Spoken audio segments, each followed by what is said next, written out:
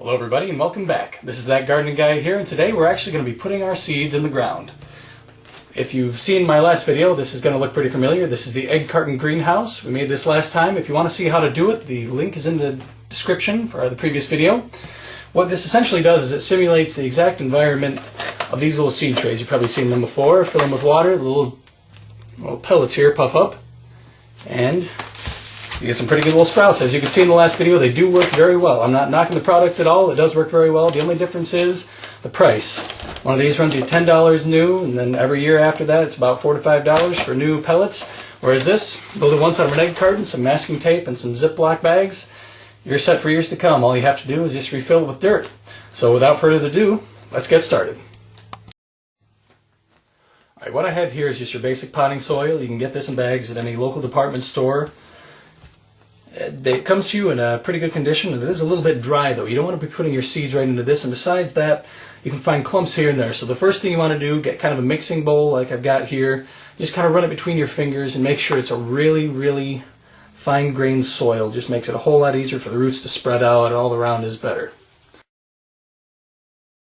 Okay, now that we've got it pretty well sifted, now it's time to add a little bit of water, since like I said, you don't want to put your seeds right in this. It's a little bit moist, but it's not going to be enough to make sure your seed sprouts. So what we do, we're going to move a bit of this to kind of a smaller mixing bowl. I think it just makes it a little easier. So just get your hands right in there. I mean, you can use a spoon if you want to, but it's going to go a lot faster, and you're going to get a lot better feel for it if you're actually doing this by hand. So if you're afraid to get your hands dirty, this probably isn't the hobby for you.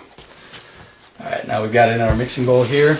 And it's essentially like baking a cake from this point on. You're just going to be adding your wet ingredients, just consisting of water, to this, until you've got a decent batter. And you don't want to add too much, though. You don't want to completely flood your seed. Generally, the egg carton greenhouse takes care of that. We have the holes poked in the bottom, like if you recall. Any excess water will normally drip out. You can just get in there and you can just kind of mix it up. Make sure it's really mixed in well. You don't want to have little dry pockets later on.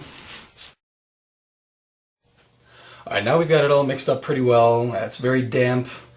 If you want to test to see if you've got it wet enough, basically if it can clump up and kind of make it good, you can squeeze out a little bit of water from it, kind of like a sponge. I don't know if you can see the water dripping down.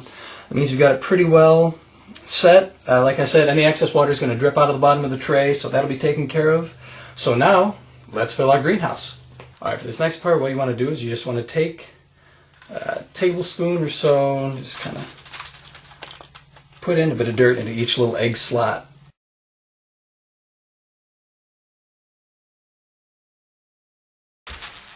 Okay, now that we have it kind of filled, what you want to do is you just want to lightly pack down each little compartment. Not too much so that it's going to be hard to get a seed in there, but enough so that it's not just going to be a big mess. You want it kind of flattened out at the top, so let's do that.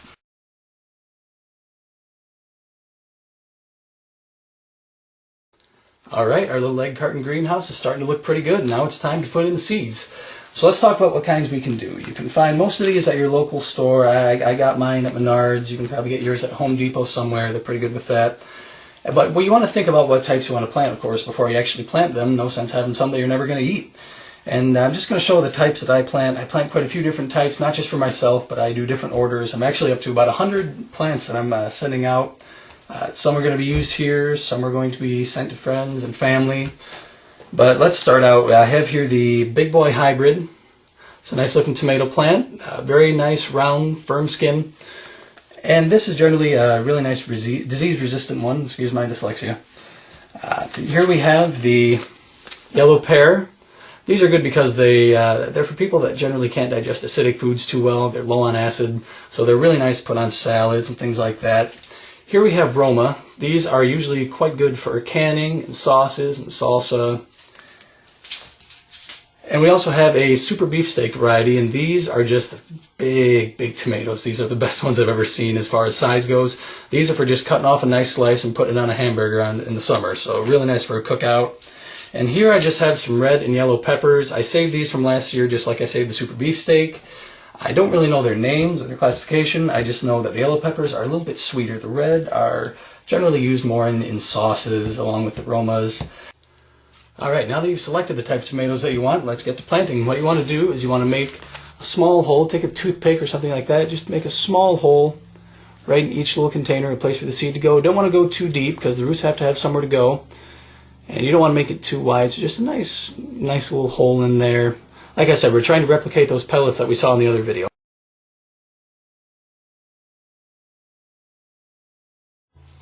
Alright, now let's get these seeds in the ground.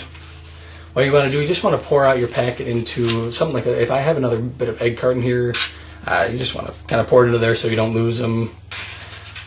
And just go down the line and fill each little hole with a seed.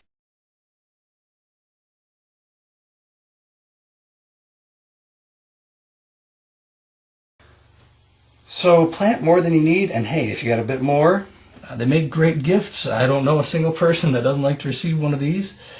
Just they can keep them on a patio. And here's another thing you can do. If it doesn't fall all the way in, just take your toothpick and help it in a little bit of the way, but you don't want to bury them, and I'll tell you why in a little bit.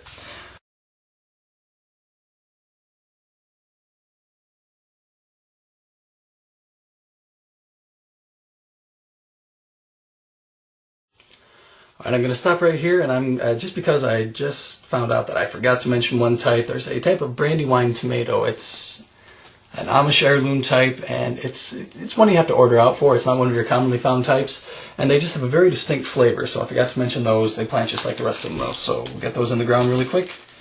And after this, what I'm going to show you is peppers, and there's really no difference in how you plant them. Just put them right in there. But like I said, mark where you're putting things. If you're a little bit OCD like me, mark where they're being put. And another thing, make sure you're putting only one seed per hole. I know sometimes when you're planting stuff like pumpkins, sometimes it's good to put a couple in and then just weed out whatever one's the best, but trust me, once these roots start up, you do not want to have to separate them. That is a nightmare.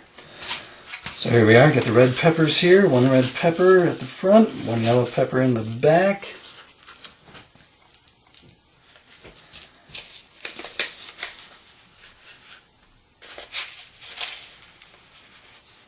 And we now have our seed tray all filled and ready to go.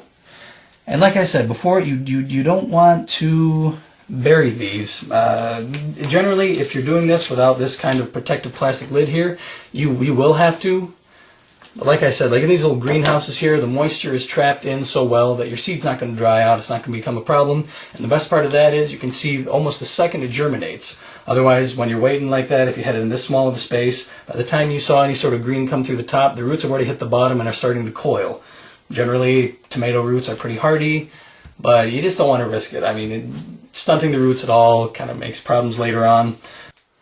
Alright, now that everything's in there, we can close these up and kind of put these guys to bed. And what we want to do is we want to set them in a very, very sunny place, like a windowsill. I wouldn't leave them outside just because this kind of packaging isn't meant to withstand the elements all that much. And within 7 to 10 days, hopefully you should see these little guys coming up, at least the tomatoes. The peppers take a little bit longer, so if they don't come up at the same time, don't panic. That's how it is. The peppers take a little bit longer. I'm not sure the exact numbers right now. And in the next video, when they've come up, I'll show you these guys, and hopefully by that time you'll be ready with yours, and we can show you how to transplant. That pretty much wraps up everything here. We've got our seeds in our little greenhouses, and within, like I said, 7 to 10 days, you should be seeing some stuff coming up. Probably more with these. These tend to step up that timetable a little bit more, and you might see stuff within 5 days. I actually have a lot of these a lot of others transplanted that I started, and within 7 days of being in these little trays, they were already ready to go and be transplanted. So what I want to talk about right now, though, is just having the necessary materials to transplant. You might want to start gathering these ahead of time if you don't want to have to go out and spend money on pots. What I have here for mine that I transplant all of mine in, it's just a little container that pineapple comes in from the local Meijer that I go to. Now, you can probably get these at Walmart too. I haven't really checked. But these are perfect. You can just drill 3 little holes in there. I'll show you that the next time. And they can hold it for quite a while. The best part is you can see the root system from the outside. You can tell how long you have generally before you have to get these into the ground. But yeah, like I said, just have these set for the next time and we should be all set. So, thanks for joining me today. Hope you had a lot of fun. And until I see you next time, good luck and happy gardening.